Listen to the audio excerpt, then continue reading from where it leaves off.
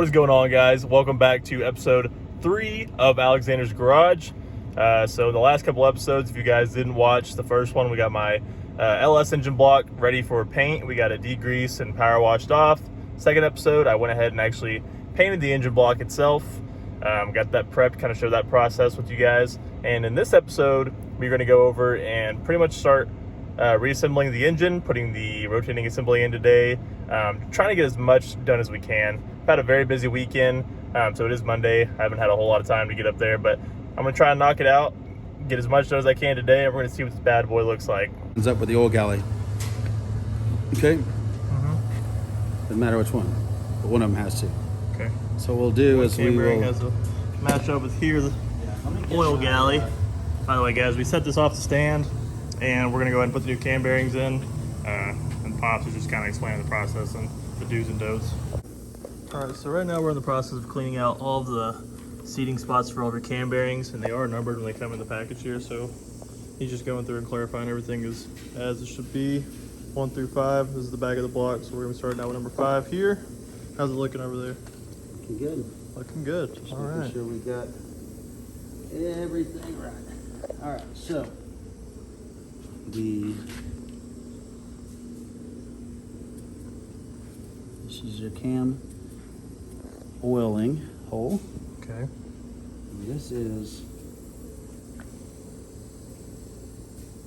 cam oiling hole on the bearing. These have to be lined up. Yep. You gotta make sure it gets lined up. So make 2 marks here. Okay. Got one here and here, 1 mark, kind of like a bullseye. We'll shoot for the middle. You guys can see that mark right there. He's got the Sharpie. Yep, perfect. All right, so we got all these surfaces here for the gaskets cleaned up the best we could, but now we are about to take a step back and we're gonna get the hone and hone out some of these cylinder walls. So I'll set up a time lapse and let you guys watch that. All right, so just take a light coat of the PB Blaster and coat the dingleberry hone. Okay, yes. And then I just go ahead and lightly coat the cylinders. Make sure they're nice and lubricated whenever you're honing them out. There you go. Okay. Nice and lubricated. Check this side. All right, what we're gonna do is just give her a nice little crosshatch for the new rings to seat. So just put this in. And give it about spin back and forth.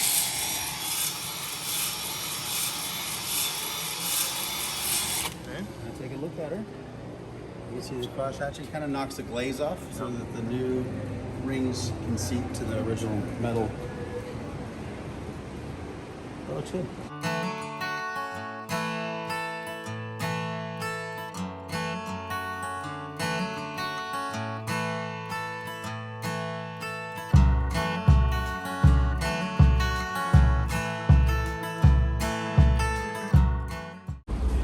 Alright, well, all of the cylinder walls are honed out, clean.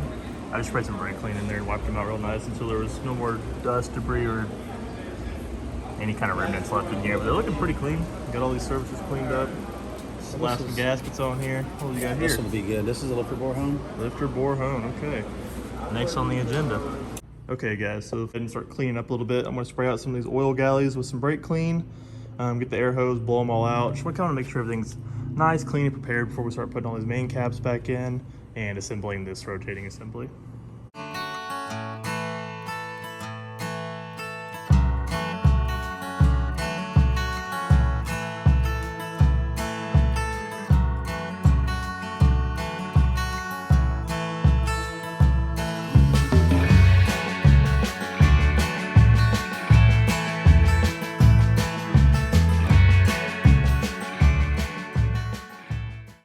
All right, guys, this is like a 12-part video. I don't even know how many days we are into this, but it's just, I've been up here a lot after work, trying to get things going. Ended up getting the wrong cam bearings a couple times.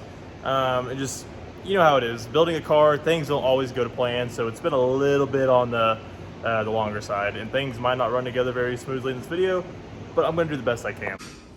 All right, we got the first cam bearing going in. We were gonna do this yesterday. Turns out I didn't pick the right cam bearings. Now we got the right one. All right, Casey, what do we got going on here? What are our good buddy here teach us just now? Well, we effed up our cam bearings, put them in, Number We 2. boogered them up a little bit, so We made a reamer out of an old camshaft. We did. reaming them.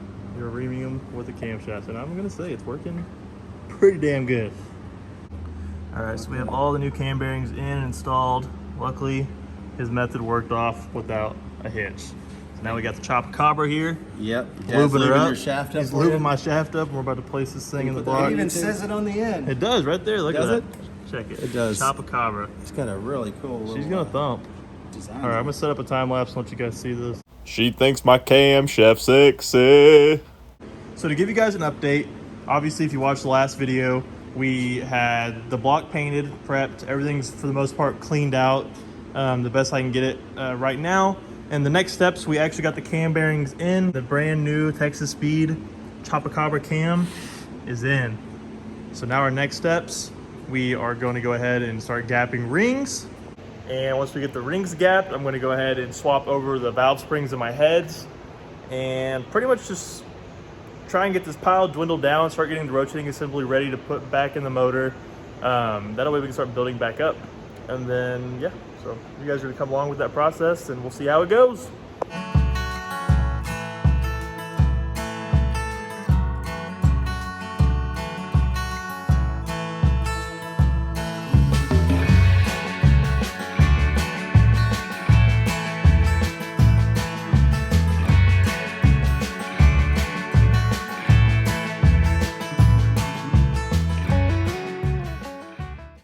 All right, guys, the new valve springs are in.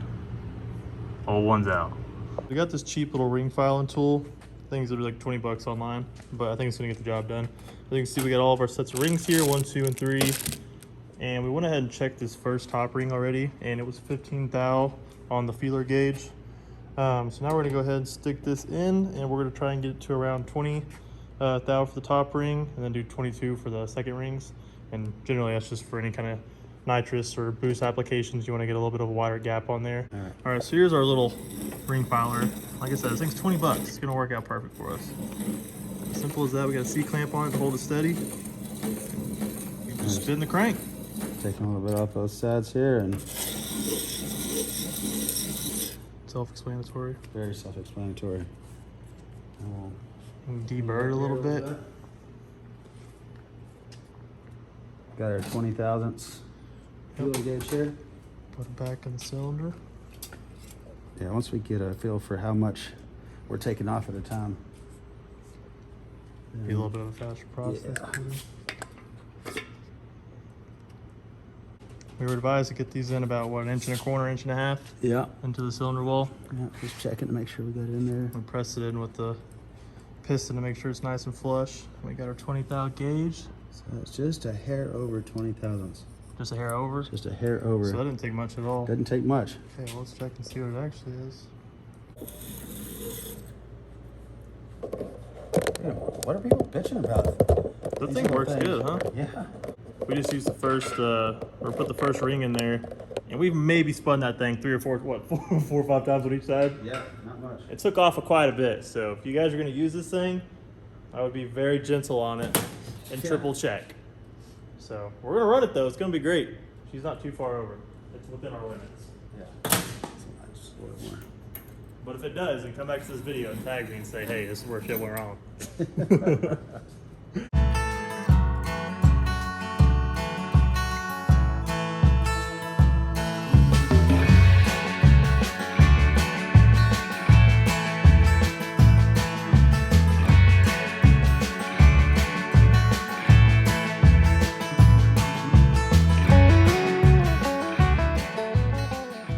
Guys, well, many outfits later, many days later, a haircut later, this is actually going to conclude the episode finally. So this is just going to be part 1 of the rebuild process on the engine block. It just kind of got a little out of hand as far as like the timeline goes, and it's been a couple weeks. I've just been doing everything I could to go after work and try and work on it whenever my dad's free. Some of the stuff I need help on, like I said, if you haven't watched the first couple videos, I'm very new to all of this, and I will take any help I can get. So having him around has been a huge help. I cannot thank him enough. But I do plan to go back today, and I'm going to gap the rest of the rings off camera just to speed up the process. And I'm going to start getting some new videos for the next part 2. and that's going to be actually the rotating assembly, which will be putting the pistons back in, the crank and everything of that nature. So stay tuned and check that one out. It should probably be out within, I want to say, maybe next weekend. Don't hold me to it, but I'm going to do the best I can. Thank you guys for watching, and if you're new, go ahead and like, comment, and please subscribe. It's a huge help. Come enjoy this journey with us. Thanks, guys.